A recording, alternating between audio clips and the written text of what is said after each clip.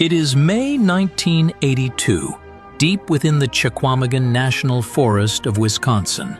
A Navy engineer stands inside a small, unassuming transmitter building and presses a single button.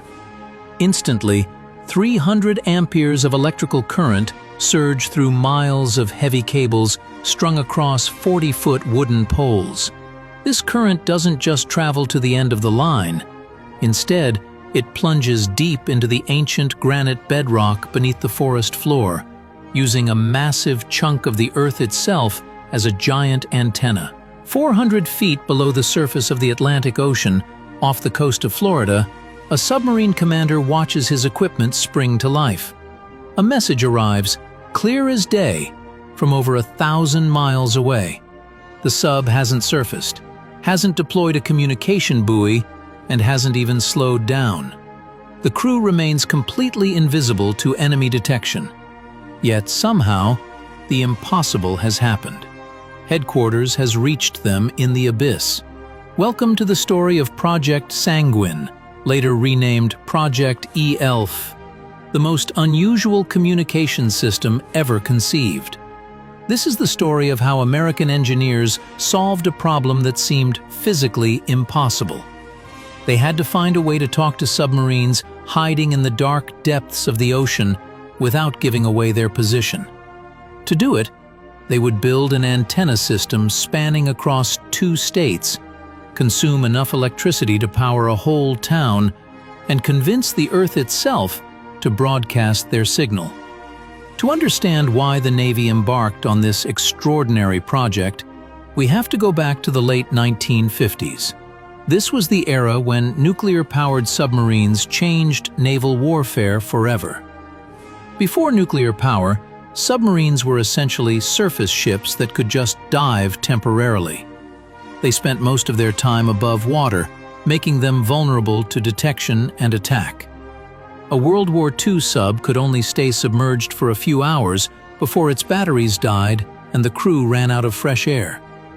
Then came the USS Nautilus in 1958.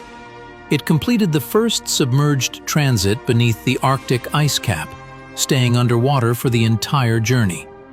These new vessels didn't need to surface for air or fuel. They became true underwater ships, silent hunters prowling the depths for months at a time. But this created a massive strategic headache. As submarine capabilities increased, so did their importance to national security. By the mid-1960s, these submarines became the backbone of America's nuclear deterrent. Each ballistic missile submarine carried enough firepower to devastate multiple cities. They were the ultimate insurance policy. If a first strike ever occurred on land, these subs would survive to retaliate. But there was a catch. They needed to be able to receive orders from the president at any moment. And that is where the laws of physics became a nightmare. Radio waves simply do not like seawater. The higher the frequency of a radio signal, the worse the problem gets. Normal radio frequencies that work perfectly on land are absorbed by salt water within just a few feet. Even very low frequency signals, known as VLF, can only reach depths of about 30 to 50 feet. For a submarine, coming that close to the surface is incredibly dangerous. At periscope depth, a multi-billion-dollar submarine becomes vulnerable. It can be spotted by radar, sonar, or even visual observation from patrol aircraft. The Navy faced a terrifying engineering question. How do you reach a submarine 600 feet deep, traveling at full speed anywhere in the world, without forcing it to come up and say, "Hello," to the enemy? The answer required rethinking everything we knew about radio. In 1958, researchers made a discovery that changed everything. They found that electromagnetic waves at extremely low frequencies, below 300 Hz, behaved differently. The lower the frequency, the deeper the signal could penetrate the ocean. At 76 Hz, a signal could theoretically reach a submarine at its operational depth. But building an antenna for 76 Hz violated every practical rule of engineering. In radio design, the size of your antenna is tied to the length of the wave you are sending. Normal FM radio uses waves about 10 feet long, but at 76 Hz, the wavelength stretches to a staggering 2,452 miles. To build a traditional antenna for this, you would need a wire 1,200 miles long.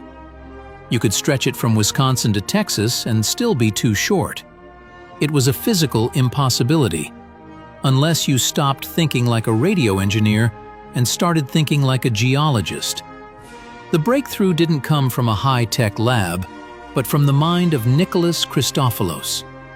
He was a Greek physicist who actually started his career as an elevator repairman in Athens. He wasn't a university professor, but he was a genius who studied textbooks in his spare time. In 1958, he proposed a ground dipole antenna. His idea was brilliant.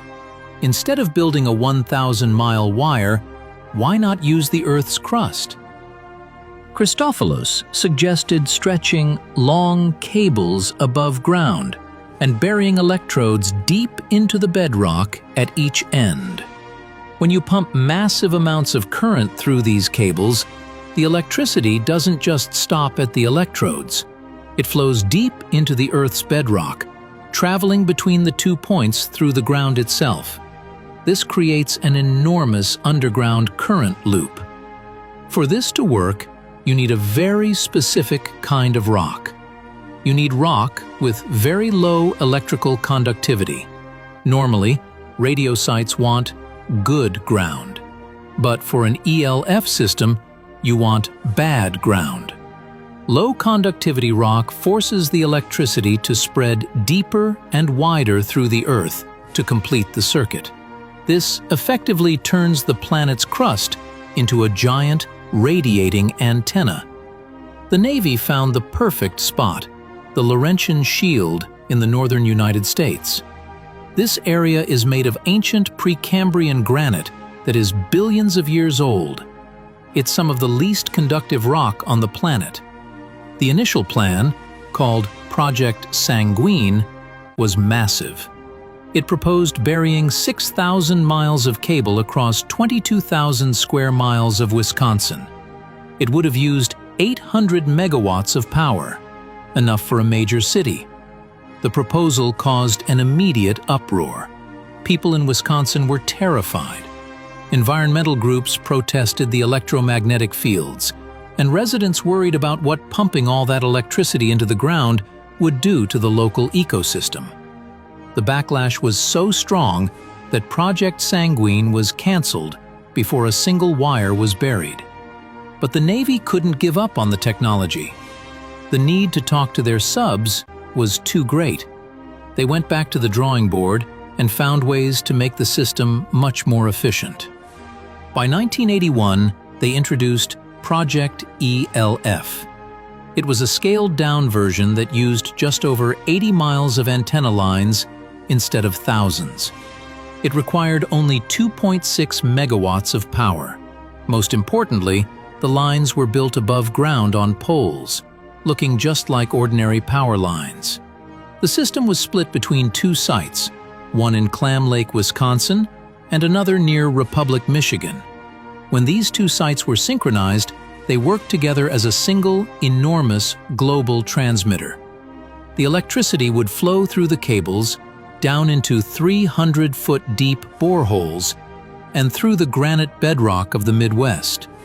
The Earth was finally broadcasting. The signal created by this system was unique. It would travel up to the ionosphere, the layer of charged particles in our upper atmosphere, and reflect back down. The space between the Earth's surface and the ionosphere acted like a waveguide, a sort of giant tunnel that allowed these low-frequency waves to travel around the entire planet with almost no signal loss.